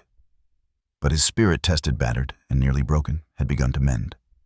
There were days of pain nights, of restless sleep, haunted by echoes of the warehouse. Yet each morning he awoke to Noah's small footsteps, padding into the room, Hunter's heavy body curling at his bedside, and Emma's quiet presence with a mug of coffee and a weary smile. Those simple moments stitched him back together. Hunter bore his own wounds, the bullet that had grazed him, leaving a thin scar beneath his fur. But the dog's resilience mirrored that of the family he now guarded. He followed Noah everywhere, his sharp eyes always watching his loyalty, unshakable. And Noah had changed most of all. The boy who once trembled in shadows now stood taller, his innocence tempered by a strength few adults could comprehend. The compass never left him. It dangled from his neck, resting over his heart. It was a reminder of fear, of courage, and of the promise that he would never again be silenced. Emma stayed. What had begun as duty, as the pursuit of justice, had turned into something far more personal. She became part of their days, helping Daniel through therapy sessions, teaching Noah how to cook pancakes, walking Hunter in the snow-laden fields outside the hospital. Somewhere between the court battles and the late-night talks, she stopped being an outsider. She was family. One evening, weeks after the trial, the four of them gathered in Daniel's living room. The fire crackled the storm outside, brushing against the windows. Emma sat cross-legged on the rug beside Noah, Hunter's head in her lap. Daniel leaned against the couch, his crutches propped nearby. "We can't let this be the end," Emma said, breaking the quiet. Daniel tilted his head. "What do you mean?" She looked at Noah, then back at Daniel. "Adrian may be gone, but kids like Noah, they're still out there. Lost, hurt, alone. We can't just walk away." Noah leaned closer, his compass glinting in the firelight. "We could help them," he said softly. "Like you helped me." Daniel exchanged a glance with Emma. In Noah's eyes there was no fear, only determination. The boy who had once hidden from the world now wanted to open a door for others. And so the idea was born. Not from law books, not from government programs, but from the heart of a family that had survived together. A place of shelter, a place of light, a place where abandoned children could find safety, warmth, and love. They called it the Light Haven Center, but among themselves it became simply the Light. The day the doors opened, the snow was falling softly, blanketing the town in silence. The building was modest, an old library restored with fresh paint and strong wood. Inside, the smell of new books mixed with hot cocoa. The walls were lined with drawings made by local children, bright colors filling the once empty space. Reporters came curious about the project. But Emma and Daniel made it clear this wasn't about publicity. It was about the children, those who had been cast aside, who had lost their way, who needed more than shelter, they needed hope. Noah walked through the halls with pride, Hunter padding beside him. He showed visitors the reading room, the small bunk area, the courtyard, where snow gathered in soft drifts. Every corner of the center carried a touch of healing, built not from wealth, but from love. At the entrance, a wooden plaque bore the name Light Haven Center. Below it, carved into the grain, were the words, "A place where no child is forgotten." That evening, as the crowd dispersed and only their small family remained, Noah stood before the front door.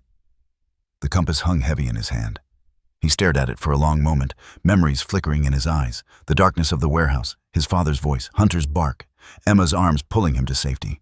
Daniel stepped forward. "Son, are you sure?" Noah nodded. "It doesn't belong just to me anymore." With careful hands, he looped a thin piece of cord through the compass and hung it on the nail above the doorframe. The small wooden circle swayed gently in the cold air, catching the faint glow of the lantern light inside. The four of them stood together, watching. Snow fell around them, each flake catching the golden shimmer of the doorway. The compass was no longer a token of fear, it was a beacon. Emma slipped her arm through Daniel's. Noah leaned against Hunter, burying his face in the dog's thick fur. Together they watched the light spill out into the night, cutting across the snow like a promise. Months later, the center became more than just a building. It became a community. Children arrived with nothing but the clothes on their backs, carrying stories too heavy for their young years. They found not pity, but belonging. Volunteers came, teachers, doctors, neighbors, each adding their piece to the growing family. Rebecca, true to her word, did not vanish completely. She sent letters, small donations, and eventually she appeared one quiet afternoon with a box of supplies. She did not ask for forgiveness, and they did not offer it easily. But when she knelt to tie a child's shoelace, her hands steady and gentle, Emma knew she was finding her way back into the light, step by step. Daniel, though forever scarred, found new purpose in guiding others through their pain. Emma, once hardened by years of chasing cases, rediscovered softness in the laughter of children who had finally found safety. Noah grew, his voice stronger, his eyes brighter, a leader among the other kids who looked up to him. And Hunter, the silent guardian, remained at the heart of it all, never letting a child walk alone, never letting fear creep too close. On the 1-year anniversary of the center's opening, they gathered once more at the door. Snow fell just as it had that first night. The compass still hung above the entrance, weathered now, but shining with the same quiet strength. Noah reached up, touching the smooth wood with his fingertips. He smiled, Not the tentative smile of a boy struggling against nightmares, but the confident grin of a child who had carved a new future. This, he whispered, is home. Emma looked at Daniel, and in his eyes, she saw not just survival, but peace. For the first time in years, their story wasn't about fighting the darkness. It was about building the light, the camera of the world. If one existed, would have pulled back then, the small building glowing in the night, the compass swinging softly above its door, snowflakes drifting like blessings from the sky. In the end, it wasn't the verdict that mattered most. It was the life that followed the family they had chosen, the lives they had saved, and the light they refused to let die. And so the story closed, not with silence, but with hope. A compass once a reminder of fear, now a symbol of healing. A child's voice, once trembling, now guiding others. A family forged not by blood, but by love, standing in the snow, as the door to tomorrow stood wide open. The light shone on,